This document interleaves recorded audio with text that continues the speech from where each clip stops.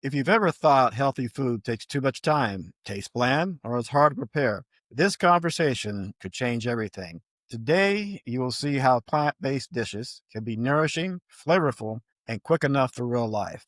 We are joined by Chef Mark Reinfeld, award winning chef and author, who has spent decades showing people how to create vibrant plant based meals. Mark, let's start with a big question. So, why do so many people think healthy cooking is complicated or unappealing? Oh, that's a great question. I think it's just how we grew up. I mean, I grew up, it was no offense to my mom, of just like, asparagus cooked till it was barely recognizable. I think a lot of our different generations had different ideas of what like healthy food was. So if you are kind of in the baby boomer generation, you probably didn't really grow up with that much of an emphasis, although our grandparents, it was more organic and farm-based. I think we've lost a little bit of connection to how simple it could be just to like roast a carrot and have it taste good. So what I like to do is just demystify that for people, just to show them that just using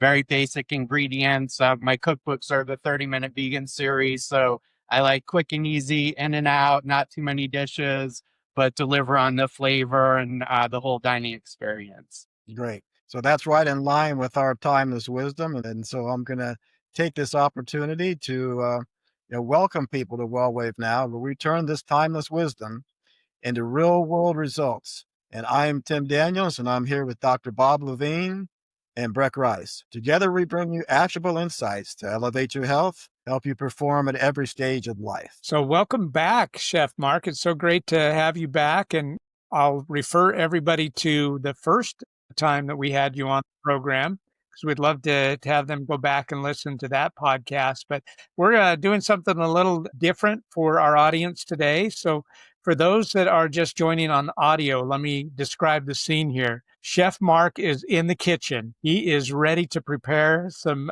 amazing meals for us today. And so the background is his kitchen. He's all prepped and ready to go. So Chef Mark, what is on the menu for today? Well, today, if you go back to our prior conversation, I believe I mentioned what my main teaching philosophy is, this idea of a template recipe approach, where what I like to do in my decades of teaching is show people the underlying formula of a recipe. And then by breaking down the formula into different components and changing each component, you can create a new recipe. So I'm going to illustrate that today with what is one of my go-to meals, which I believe we talked about, which is going to be a monk bowl. And when you're ready to let it's going to be loose, what, Mark? let me know. But we're going to be doing a monk bowl with roasted tofu and a zesty chimichurri sauce over quinoa with steamed veggies. So that'll be our meal today. Sounds great. So you can a little bit, but tell us as we do that, what inspired you to bring this one forth? Because it's a really good entry point for people. A monk bowl, when you look at it as a template, there's three main components: a grain, a green, and a protein. And the grain could be any grain of your choosing. It could be rice, could be pasta, it could even be a starchy veggie. I'm going to be using quinoa, so very simple to cook. The greens are any vegetable or vegetable of your choosing. So we're going to do colorful steamed veggies, which again is super simple. I'm going for like ultra simple today. And so steaming veggies, cooking quinoa or rice is very simple. And then for the protein, the plant protein, I'm going to show you how easy it is to roast tofu. And tofu is a very high source of protein. I'll give you a little bit of an insider secret as to why some people don't have a good experience with tofu. Those are going to be the three main parts of the dish. Really simple. You can actually do this in about 20 minutes or less, but I'll give you another 10 minutes for the novice cook. So let's say 30 minutes or less. And then the optional fourth component of the monk bowl is a sauce. And when I mentioned my culinary keys last time we spoke, I said the sauce really delivers on the dish. And so for busy home cooks, that sauce could really just be a healthy sauce from a natural grocery store. Like that could be barbecue, teriyaki, peanut, could be a curry sauce. I'm going to show you how you can make a very simple, it's called a chimichurri sauce, which is an Argentinian sauce, really vibrant and zesty, super simple. You're going to see how simple this dish is. This is so crazy because as you're talking, Mark, my taste buds are going wild right now. Exactly. Before you came on, Dr. Bob, I was in the pre-show here. I was telling Mark I should have really eaten lunch before this episode. But so, Chef Mark, is this an everyday meal or just a special occasions or both? This is definitely one of your everyday meals. You could turn it into a special occasion. And I'm going to expand your mind a little with this idea of a monk bowl, because when we look at those components, even a hummus wrap could be considered a monk bowl because the grain is the tortilla, the greens are the veggies inside, and the hummus is the protein. So time permitting, I have in the handout, I could go over pantry items, my culinary keys, kitchen gear, and talk through so many different variations are possible for this dish. So it could be every day, or you could zhuzh it up if you want it to be a special occasion. Great. So we'll ask you some questions as you go along there, but we're ready to get into the action. So go. Okay, Chef Mark. cool. So just before I dive in again, with the template, the way I like to look at it is spinning wheels on top of each other. So you have your grain component, rotate through different grains, rice, pasta, millet, couscous. The greens are your veggies. So any vegetable or combination of your vegetables that you like, they could be steamed, roasted, raw, just rotate through different veggies and different ways of cooking them. And then for the plant protein, we have so many options for plant proteins, tofu, tempeh, beans and legumes, and you just keep rotating to give you variety. So you could say, I had a monk bowl every day this week, but they could be completely different. And so then we're going to bring in that optional fourth component. Last time I counted, we have an hour, so I should be able to share about 6,452 recipes with you guys based on this formula. Who among you is the best at math to keep track of that? And I get to that number by changing the grain, changing the veggie, how I cook them, changing the protein, and changing the sauce. So Sounds like we need factorial any math. questions before I begin? I'm going to start with the sauce. Sounds great. Yeah, let's jump into it. Cool. So chimichurri is an Argentinian-based sauce. It's typically served on meat dishes, but it's really great on tofu or grilled veggies, roasted veggies, steamed veggies, on wraps and sandwiches, dips for crackers. It's very flavorful. What we're going to do is we're going to just combine all these ingredients in a bowl. And again, you could refer to the handout for the recipe. Here I have a good quality olive oil, and I'll hold this up closer to the cameras as we go through it, but I have a good quality olive oil. You could do this oil-free if you wanted to focus on oil-free, but a little bit of good quality olive oil I think is nice. So what makes it a good quality oil? I like organic, the cold press, the virgin brand, and it's not mixed with other oils, I would say. Here I have some fresh minced parsley that we're going to add, and then some cilantro. So it's really herb-based, this dish. You could add other herbs to this, like dill would be nice, basil, but traditionally it would be like a parsley and cilantro base. I'm going to add some lemon juice, some minced shallot, or you could do a white onion or a red onion. That just gives like a nice sharpness to it. Here I have some minced garlic, and a lot of people, I'm going to show you a very advanced culinary technique. This is only taught in like the highest echelons in the culinary academies, getting the garlic out of the skin. How I was taught is you take your knife, press it on its side and pound it down, and something about a razor sharp blade and pounding your hand on it never struck me as very wise. So pay close attention. Voila. With that nice little tip, that break there, I appreciate that. I want to take you back for just a second. My wife is one of those small samples of people, well, I don't know if it's small, but people where the cilantro will taste like soap to her. So you mentioned parsley. For those people like that, what would you substitute for the cilantro? You could leave the cilantro out, or you could add a little dill or basil. It's My template approach is room for variations. If you don't like garlic, you can leave it out. If you like garlic, you could add some more. So Go ahead. real quick, let me just interject for those listening to the audio only. The fancy technique that Chef Mark used to crush the garlic was a glass measuring cup that he just smashed it down on the garlic instead of doing the knife. So. And with that, class dismissed. That was my big secret. So now we're going to add a little jalapeno, or you could use a diced chili pepper, whichever, depending on how much heat you like in your dish. Does it matter whether it's fresh or if it's a dried pepper? You can use dried crushed red pepper flakes are fine, or cayenne. Again, that just depends on like your heat tolerance, that part of it. Now I have 2 vinegars I'm adding. You don't have to add both. I have a sherry vinegar or a red wine vinegar. You could just add one or the other if you don't happen to have the sherry vinegar lying around. A lot of people do have the red wine vinegar. The recipe calls for dried oregano, but I just went to my garden here and got some fresh oregano. So typically if you're replacing a dry herb, a fresh dry herb with a fresh herb, it's a 1-to-3 ratio. So it's 1 part dry to 3 parts fresh. It seems counterintuitive, but that's how it works. And then lastly, I'm putting in salt, pepper, and some crushed red pepper flakes here. And I'm going to come up close to the camera. There'll be more and more moisture released from this. There'll be some more moisture. You could also pulse this in a blender if you wanted it to be creamier.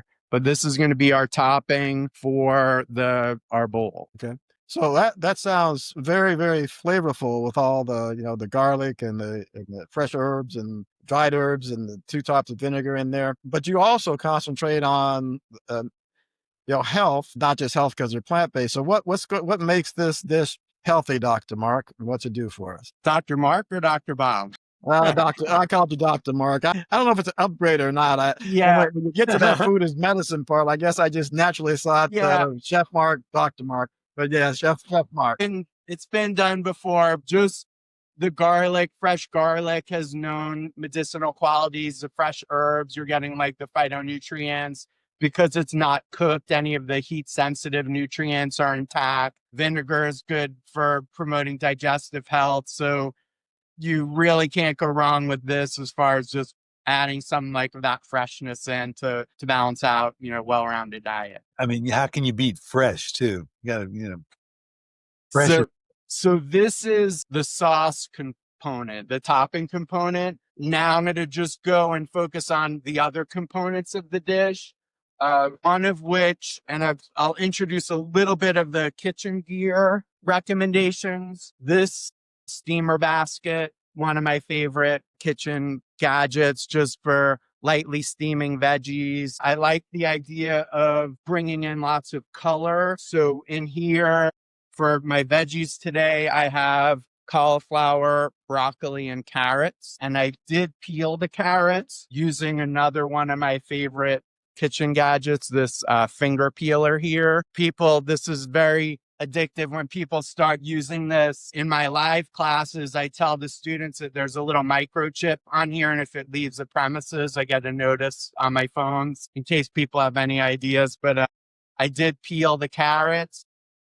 So, Mark, can I interrupt for a second? I've heard that the what we peel off the carrot is highly nutritious. Would you agree with that? Or I'm so glad you brought that up, because then I could talk about another one of my food philosophy ideas. So basically I have my steamer basket. I have about 2 inches of water in my pot. I'm going to put this in and I'm just going to cook it until it's just tender. And that's going to be the steamed vegetable part. That could be any vegetables that you like. That could be a lightly sauteed veggies, grilled veggies, roasted veggies, air fried, smoked, all different techniques. And to address Dr. Bob's point, in my 4-week training that's coming up and in my classes, I like introducing my kind of food philosophy. And one of them is this type of food preparation is like an equalizer that has three knobs on it. One of them is flavor, one of them is nutrition, and one of them is presentation.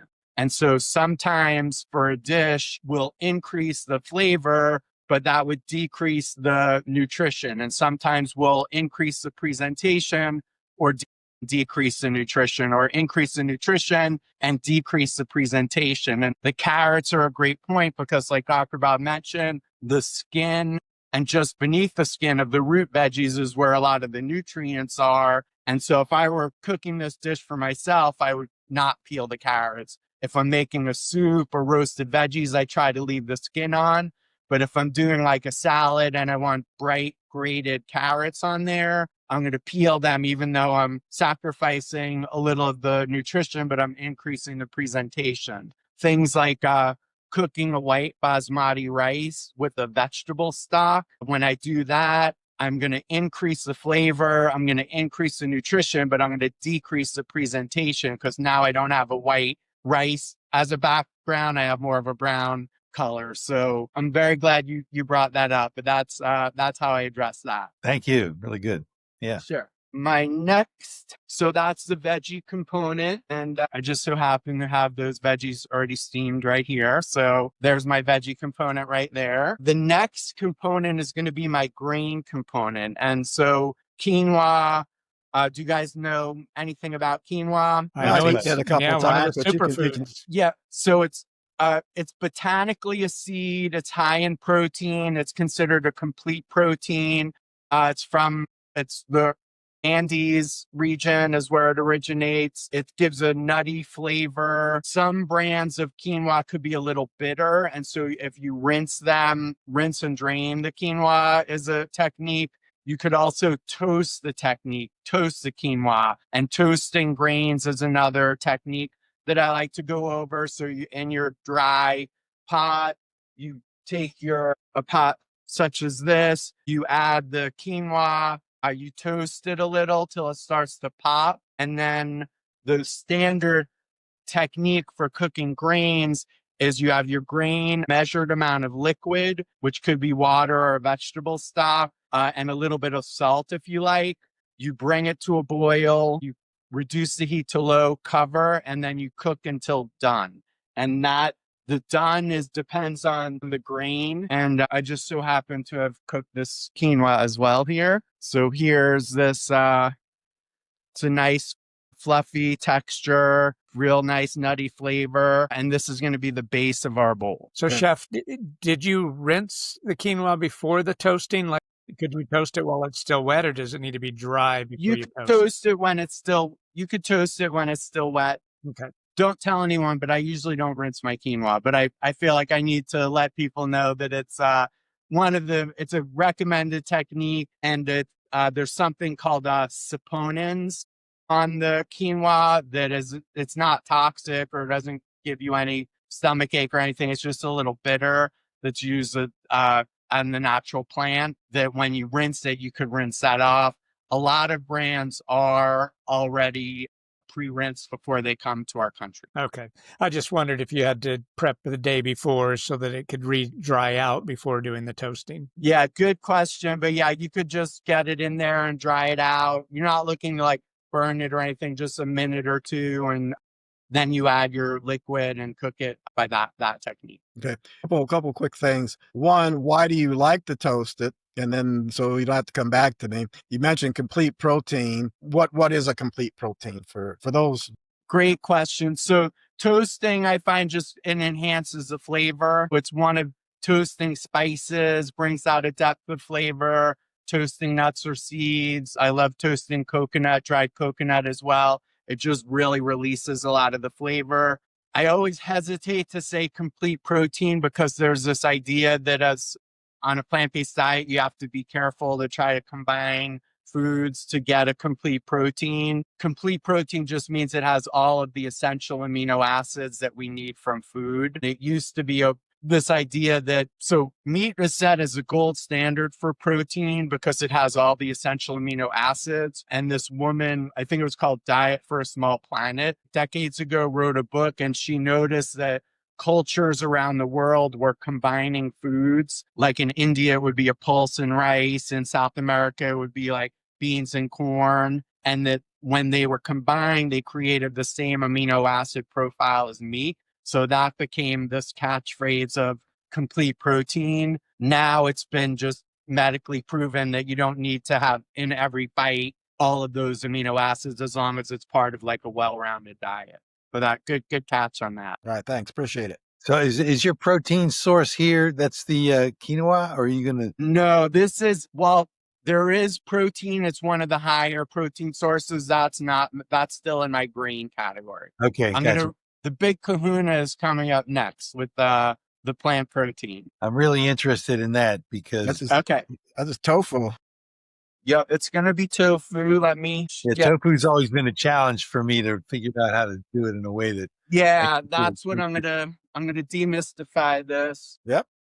That's what he said, And Bob. He's I going know to you- demystify all these things for you today, so they won't be a challenge for you any longer. It's fantastic because I bought some extra firm tofu, a bunch of packs. So tofu, it used to be, it had the texture of soft, medium, and firm. Then they came out with extra firm. And then only in the US, never to be outdone, we have the super firm. And so the super firm tofu is also called, it's a high protein tofu. There's 70 grams of protein in this one piece of tofu here. So it just goes again, this myth that like we can't get protein from plants. This is a very high protein source. How many and carbs? There's other products that are even higher. How many carbs are in that? Let's see. 70 grams of protein. 2 grams of carb, 10 grams of carbs. Wow, Okay. that's a really high protein compared to Yep. carbs. Yeah, it's a soybean base. It's essentially soybean. You'd have been happy with me yesterday in one way, Chef Mark. I almost called you Dr. Mark again when you're going through You all could this call me stuff. doctor. But I tried super firm protein super firm tofu for the first time. So I think you'd been happy I had using plant-based, but I neglected in my thought to think about the since it has less moisture in it. It really was it was faster baking than the extra firm. And so I actually cooked a little too long. Yeah, with tofu, there's different ways of changing the texture. So if you've ever been to a Japanese restaurant and they have that like jello-like tofu, that's what's given tofu a very bad reputation. The texture of it falling apart, you're like biting into it, but there's nothing there. And then going into the extra firm is an improvement. The super firm, though, I'll never go back now that I have the super firm. It just has this you could grill it. I'm going to show you making cutlets. One of my signature dishes is macadamia crusted tofu cutlet, which I like to do. If you don't have the super firm, in some places you can't get it, you could press the tofu. And so pressing the tofu is just a way to remove the moisture.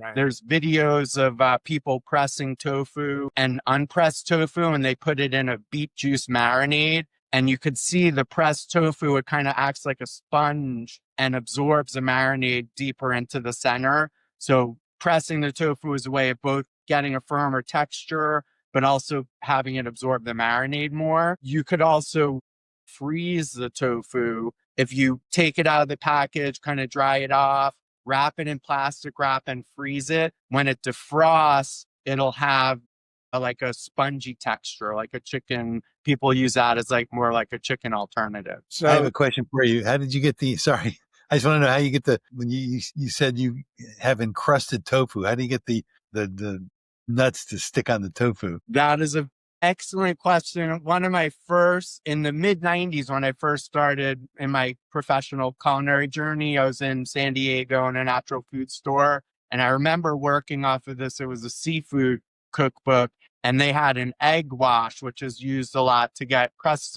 So I'm like, what can I use that's going to hold the crust to the tofu? And I'm a big fan of tahini, which is a sesame-based paste. So I make like this, not a thick, but a thin spread of tahini and lemon juice, a little tamari, maybe some garlic or ginger. And I'll roast the tofu like I'm going to show you now. And then I'll put a coating of that on. And then I put the crust on there and it stays on real nicely. And it gives this extra creamy layer. Nice. Let's start with Okay. We're going to start referring to you as Food Doctor Chef Mark. So the Food Doctor Chef Mark here, are there any health benefits over one type of tofu versus another, or is it purely for texture purposes? If you're looking for the protein level of Content. the super firm is much higher. So Okay. it's just a way to maximize your like protein intake from it. Okay.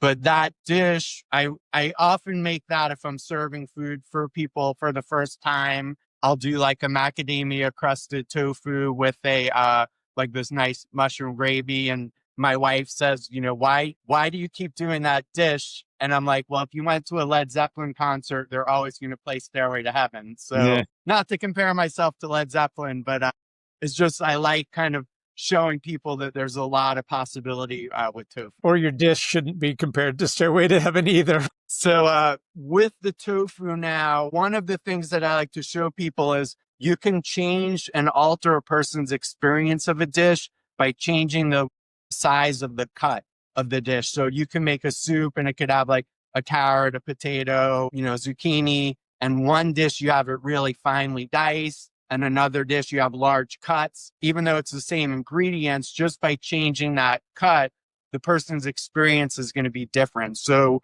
with the tofu, this is actually half of a block of tofu. Making the cutlets, the first thing I do is I'm going to make them into about half inch slices. That is really firm. Wow. And yeah, this is like, this is like, it's super firm. Chef, for somebody that has been using maybe a light meat protein like chicken or even a turkey or something like that, pricing wise, what is the super firm tofu going to compare to a quarter pound, half pound versus a animal based protein? That's a really good question. Maybe Mr. Tim could look that up online. This is for a pound of this. You could find this for like $4, I think. Yeah. Something like that. I don't know what the equivalent would be. Significant. And this is organic, so I do recommend organic. But if you buy non-organic, it's less expensive. Yeah, that's still significantly less than chicken, and certainly less than beef. Yeah.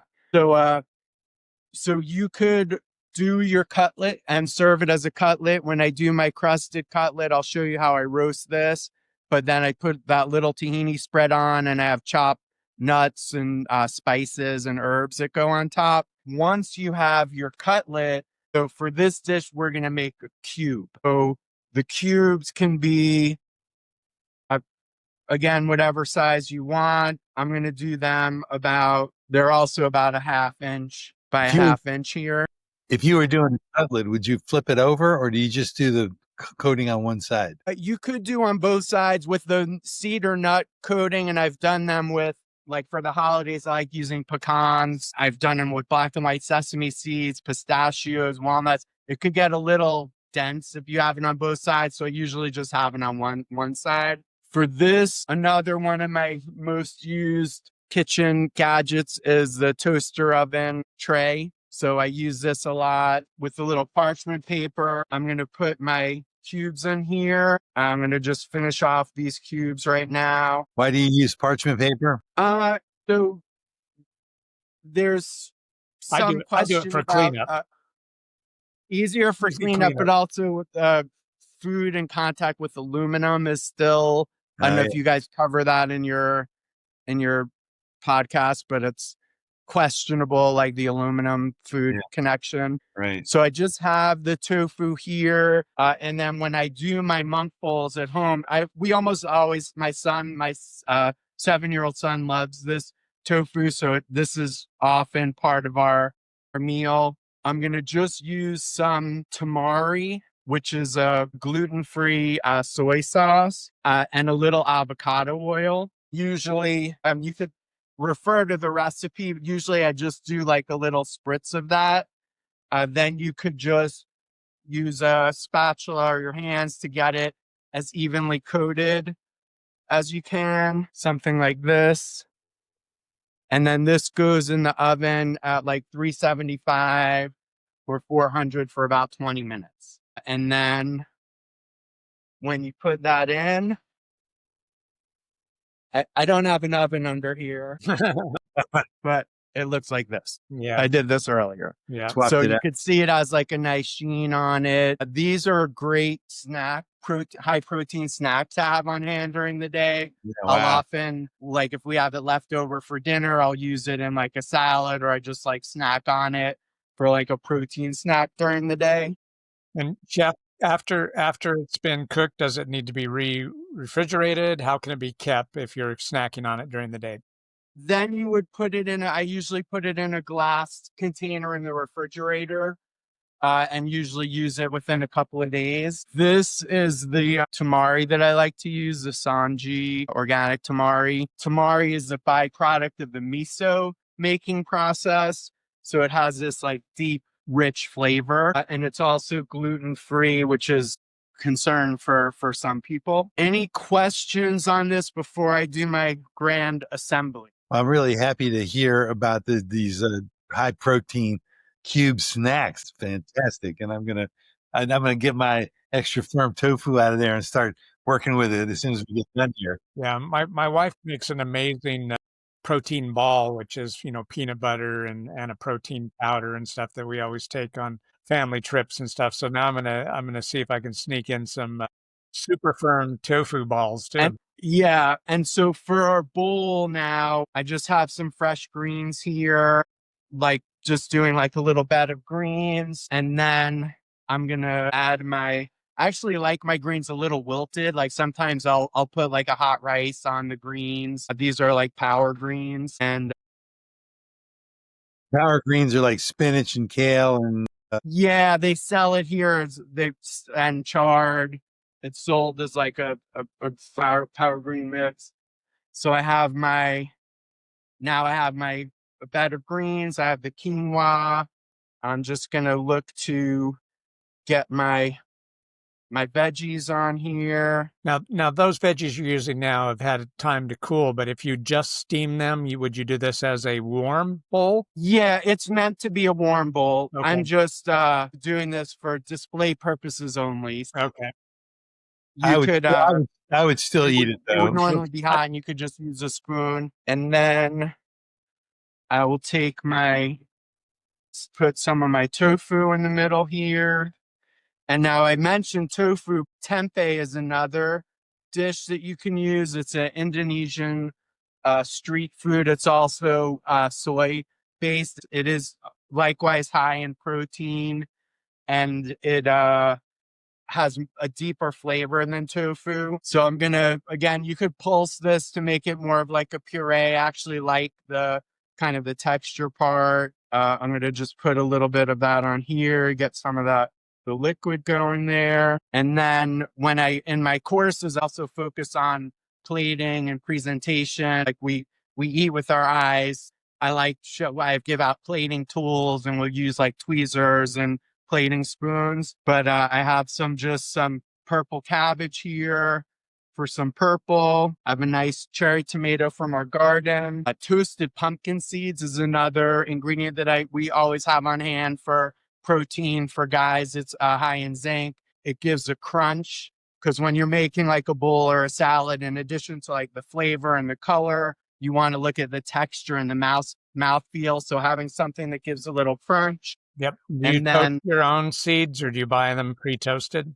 I usually toast my own, just get them raw and then put them in like a 350 for 10 or 12 minutes or so. And then my signature garnish is black sesame seeds. I travel internationally with my black sesame seeds, but they add a really nice color, especially when you're have whites or oranges or yellows on there. So that is a chimichurri monk bowl. Look at that.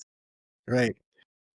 So with that, before we kind of move into another segment here, which we'll dive into a little bit on how practical is this, because we've kind of we've talked you through all this, so we want to get into more, how does this really happen for people in their own kitchen with your recipes. But before we do that, sometimes you always got to have a good drink to go with your meal. So Breck's going to tell us about a wonderful drink to have with your meal.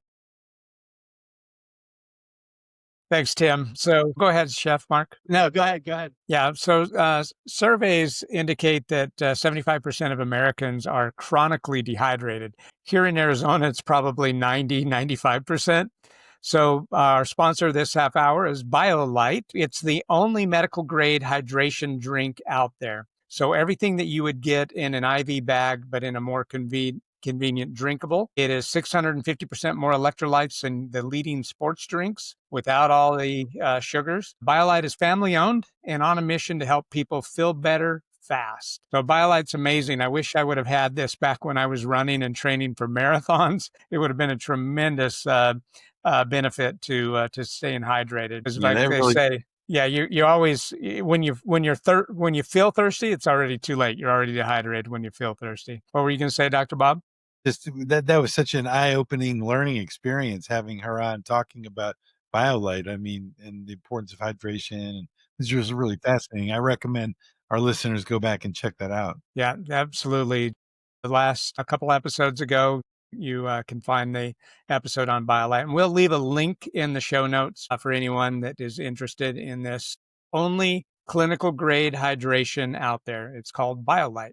All right, now back to the show. So let's put this into real life, purpose and using this at home with what you're doing here, Chef Mark, and let's make it as simple as possible. I love that you are talking about pre-roasting things and just having those around as snacks, just grabbing even a handful of the pumpkin seeds, like you said, and then grabbing a chunk of the super firm tofu. Wow, not a bad little snack idea to have around. Now, would you eat it cold? Not the pumpkin seeds, but the tofu, or do you put it back in the toaster to warm it up? Sometimes I'll warm it up. So oftentimes I'll just leave it cold. And if I have a sauce left over, like this chimichurri sauce is left over, I would just dip it in there. I do want to give one more shout out because I often use a nutritional yeast to top it off. Also, nutritional yeast, I think I mentioned this is one of my main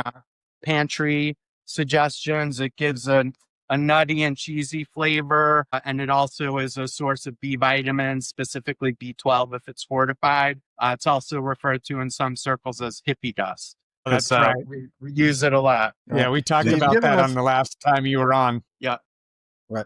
And so you've given us some of the prep hacks, and we'll ask you for some if you've got any more on that in light of this context of, we asked you a lot of questions, you explained a lot in this, but how long would you expect someone to take making this dish on average following your recipe? This dish, I would say the monk bowl part of it outside of the sauce could be 20 minutes. And here's how you would do that. So you would need like the steamer basket, a toaster oven. You get a steamer basket in a pot with some water, get that started, the heat started on that. Quinoa is very quick cooking. You could just put the quinoa in water in a pot. White basmati rice is another grain I like to use. It's also quick cooking. Measure that out, get that going. Cut up your tofu like I showed you.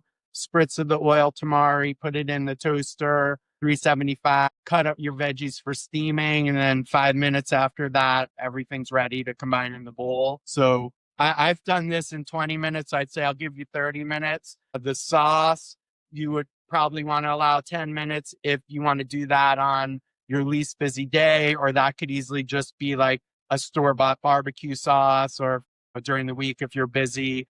There's a lot of great sauces that are, lower in oil and sugar that could go with the bowl like that. Now, Chef, other than your fancy finger grater that you were showing off, it looked like pretty standard kitchen utensils. If someone may not have a steaming basket, so that might be something bad. But if they don't have a toaster oven, you can just do this in the regular oven too, right? You could do it in the regular oven. I like to say you could go really far with just the knife and a cutting board. The main thing is, and if you look at the handout, I have some recommended kitchen gear, and I mentioned kind of my top favorites of how to slowly build your kitchen gear as your means allow. But a good knife that you like using, a nice wood or bamboo cutting board. So something that like draws you to the experience. Picture a dull knife on a glass cutting board, cutting a tomato. It's like that's not going to be fun, but if you have a nice knife, a good cutting board, I encourage people to create like a calm and clear space in their kitchen. So it's not like chaotic. It should be a chance for people to like leave their cares at the door, just focus on being in the present moment. And just, I like the idea of cultivating, good thoughts and good energy as you prepare the food. I think people could tell the difference between something your grandmother lovingly prepares and like a sandwich at the gas station. There's usually some difference there. Fantastic. I have a question for you. What's your opinion about, a lot of people are talking about these titanium cutting boards versus plastic and wood. What are your I've thoughts? heard good things about them. I haven't tried one myself. I mean, I'm kind of old school. I like bamboo, but you want to make sure it's like you're really cleaning it with like boiling or very hot water, soapy water to keep it clean. Gotcha. Thank you. Yeah, I think that was one of the Plastic, I'm not a big fan of. Just like, I'm sure you guys have touched on the microplastic thing, and just like, if you look at plastic cutting boards, they're like shredded and that's like in your food. So I tend to shy away from them. Yeah, I'm thinking that was probably one of the purposes of the metal cutting boards were to, cut down on bacteria that might be growing in someone or the microplastics. All right. Okay. So do these recipes, we've covered what the special tools were. We covered the time that it takes to prepare these. I like the ideas of having some of this done in advance. Could you plan for your week and do enough to make, like you said, multiple monk bowls? Yeah. So on your least busy day, there are things that you could do. I mean, I would say twice a week is good. Like you can cook a pot of rice, make a pot of pasta, the quinoa, those could last a little bit. Another monk bowl really is just like canned beans, like just the protein part. Again, looking at green protein, that protein, sometimes like we'll have a Mexican night. So we have the grain is the rice, the protein is just like, I mean, with kids, I never had canned beans before until I had kids, but like canned beans, if you want to chop up, I like putting some like fresh garlic or cilantro just to like up it a little bit. And then some like roasted asparagus or steamed broccoli. And then you have your monk bowl there. So you could when I think about shopping or menu planning, I always have this idea of like for lunch and dinner, am I getting this grain or starchy veggie? Am I getting enough variety of vegetables for the green component and a selection of like the plant proteins? So I have a couple questions. One is two things I'm taking away from this that I find very valuable. One is your substitution approaches. Try this, try that. People need to know they can experiment.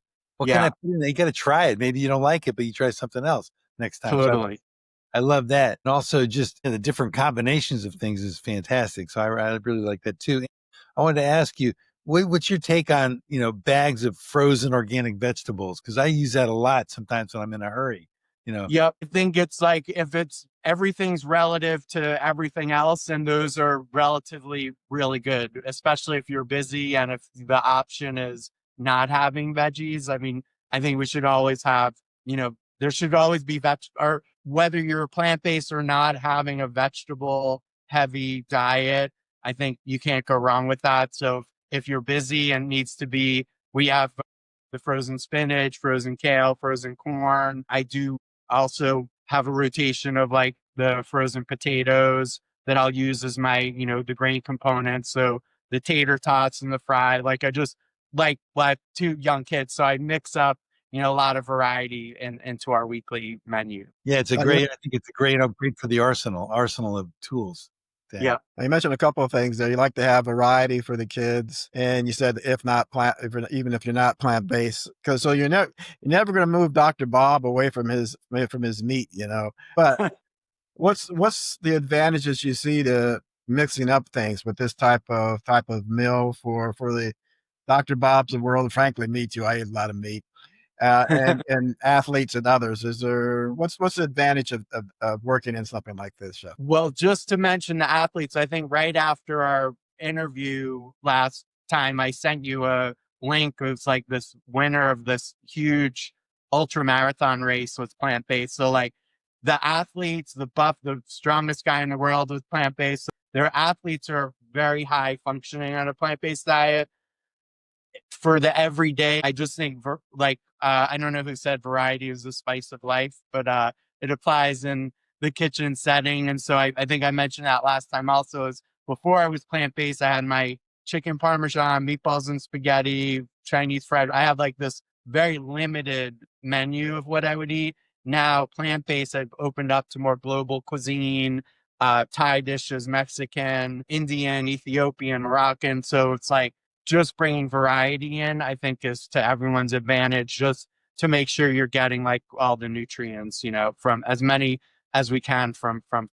And the Right. flavors too. The flavors, you Yeah. get from all the different cuisines. Do you think that's the key to sustainable, healthy eating? Is that variety? Because, long range, you've showed us one recipe today, but, your mung bowl, we might need to add something else to that. And so I want to encourage all of our listeners to go to the Facebook group where we've listed a bunch of recipes for you there, and a link to a landing page where you can get some more of these easy recipes to be done. But yeah, that I think is the key, right? Is that variety. Totally. And some people, they need a 911 situation to make radical changes. So most of us, slow and steady is what I think is for long term. I just think I mentioned I like making dishes where you can't tell that there's no, like this dish, obviously it's plant-based, the tofu and the veggies, but I'll make like lasagnas or enchiladas or meatballs and spaghetti, or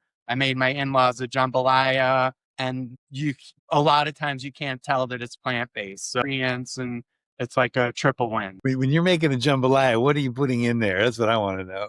So I use it's called Beyond Meat sausage. Yeah. I'll use in there. So I'll do the holy trinity of the onion, celery, and bell pepper, add some garlic and thyme. Then I'll cook the rice separate. I use fire roasted tomatoes. I'll grill the sausage if I can. I mix it all together. I like using some Old Bay seasoning, or when I'm with them, some of the Creole seasonings that they have. I actually have a special jambalaya paddle that I use when I make my jambalaya for that. So have they created a Beyond Meat crawfish yet? No, that would be the next frontier. I do believe it's, I think I've seen some shrimp version there, but not a crawfish. Okay.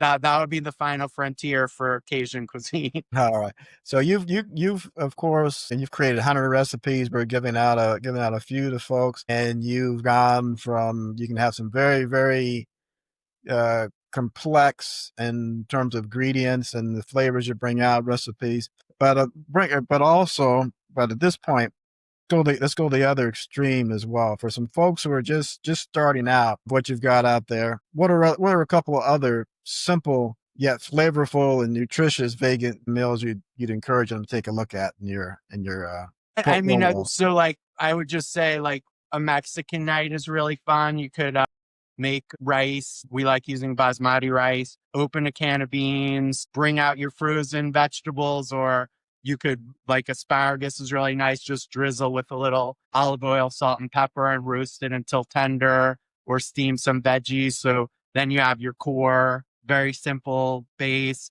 Then just pick up a salsa, bring in an avocado if you want to do taco shells or tortillas, or even tortilla chips. If you want to add some fresh cilantro, you can make there's vegan sour cream. So you could start with basic, but build from there. And just the rotation of variety, thinking in terms of like, again, this like monk bowl idea, it could be any kind of grain, any kind of veggie, any plant protein. And then the sauce, to make it easy, could just be a store-bought sauce. So that could be, you steam up some veggies, you add a curry sauce to it, serve it over rice, or, use a peanut sauce is really nice that they sell. So even if you have that on the side, something like that. So start simple, keep this idea in mind. If you leave one of those components out, something's going to feel like you're not getting the full satisfaction. Picture a hummus wrap without the veggies, or without the hummus, or without the wrap. Like, it needs all those components to go into like making it satisfying. Yeah. Yeah. I'm a big fan of peanut sauce. That's a real great addition to Now, I meals don't for know where sure. to get that. I don't know where to get that peanut sauce. I got all kinds of other sauces, but not. Well, Whole Foods usually in their international section has a lot of different like exciting sauces. They have Korean hot sauces, and there's lots of hoisin sauce, different Yeah.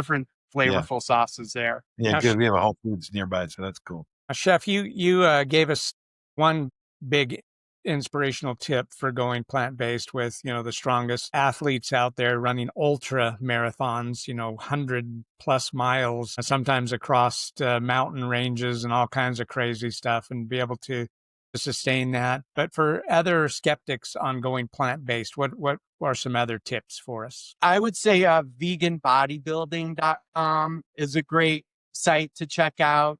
So it's just veganbodybuilding.com, and it gives you all like the protein sources. There's some really good food-based powders, protein powders that are food-based, tips on recovery. Like Rich Roll has a podcast. He's a famous plant-based ultramarathon. The list goes on, and I would just say like the idea that it's very clear that you can get all of your body's nutritional needs met on a well-planned plant-based diet, even like those people are like crushing it in all their sports fields. Yeah, well, appreciate that insight. And for all of those, I'll be sending you guys further links. It's usually every few weeks or so you'll see like this vegan won this international contest. So when I hit about 19 or 20 of those links, then it'll start to make my point. yeah, absolutely. That's amazing. So, for all of our listeners that haven't adopted a more nutritional diet and may be suffering with a few too many extra pounds, there is one solution out there, and that's the old injection that so many people are turning to. But if you're tired of painful injections and expensive prescriptions and want to still drop some pounds naturally without the hassle, we want to introduce to you the Brain IQ Fast Melts, a revolutionary way to shed some pounds effortlessly. Less than 1/4 of the cost of traditional GLP-1 prescriptions, lose up to 28 pounds plus in 10 weeks without any side effects because it's all natural. The leading prescriptions take up to 40 weeks to see similar results. And of course, they do have some scary side effects that you need to be aware of. Outperform the leading GLP-1 prescriptions, lose more weight in less time, say goodbye to long wait times, and hello to faster, safer, smarter way to reach your weight goals. We will leave a link in the show notes for the Brain IQ Fast Melts, and you can start seeing your transformation today. So, Chef, it is so great to have you on. We've learned so much about Thank you. the plant-based meals, and it's made me hungry. How about everyone else? Everyone else excited to go make a monk bowl? Yeah. And also, Guess what I'll be eating next? I think it's really. Go ahead. I would like to mention, if I may, I was extending a special discount to your listeners for my upcoming 4-week training. Soon my son is going to come off the bus, so I'll try to do like this quick. But it's if you look in the handout, I'm going to offer like a 30% discount to your listeners. It's actually what we'll be doing for Black Friday, but I thought bring the holiday season on now. And what that training is, it's basically 4 weeks in the kitchen with me. This is my setup. You log in in the comfort of your own home. It's 4 hours a day via Zoom, pretty much exactly like this. We're prepping the dishes together, talking, comparing notes, holding up dishes to the camera. We have lunch breaks, and I go over all of the techniques and involved in plant-based and raw food cuisine. So we have a day for palate development, a day for soup, salads and dressings, one day just grain dishes, one day bean dishes, one day plant proteins, handhelds, tapas, entrees, brunch, Wow. pasta making, bread baking, desserts. It's a real deep dive. And if people are interested, you could contact me through that link where the handout is. But I love showing people, again, just equipping them with the tools that they need to create healthy food and for their families. Or it's also geared for people that have professional aspirations and want to add a plant-based component to their existing practice. Is that you said it's 4 hours a day for 4 weeks? Yeah, so it's 4 hours a day for 5 days a week for 4 weeks. Wow. I do it in 2 modules, so you could do 2 weeks at a time. All the classes are recorded via Zoom, so some people do it as like a go at your own pace program. I do one-on-one coaching with the students just to help them along their path. And my wife's a plant-based naturopathic doctor, and she does 4. You guys would like that 4 food as medicine modules in the course. It's also approved for professional credits from the American Culinary Federation. It's the closest to a professional culinary training that you could get outside of going to like a big school program. Wow. Awesome. Yeah, thank you so much for that offer. And I hope that many of our listeners take you up on that. That would be wonderful. One's coming up. My fall session starts October 20th and my winter is January 20th. Excellent. Well, Chef, this has been amazing. And you've shown us that the right ingredients and a little creativity and a little bit of kitchen know-how can turn healthy cooking into something enjoyable. And it's not intimidating. That was actually something I could do, what you showed us today. So I'm excited to try it myself. So Chef Mark, Cool. Thank you again for showing us your passion and your wisdom in this Thank you, guys. process. All of our listeners, please subscribe to the Wellness Wave Club, our YouTube channel. Please join the Facebook group where you can stay connected there with us and Chef Mark. And we're on this path of wellness together here, and it can start in the kitchen. So we're here to walk that path with you, and always remember, wellness, it's in you.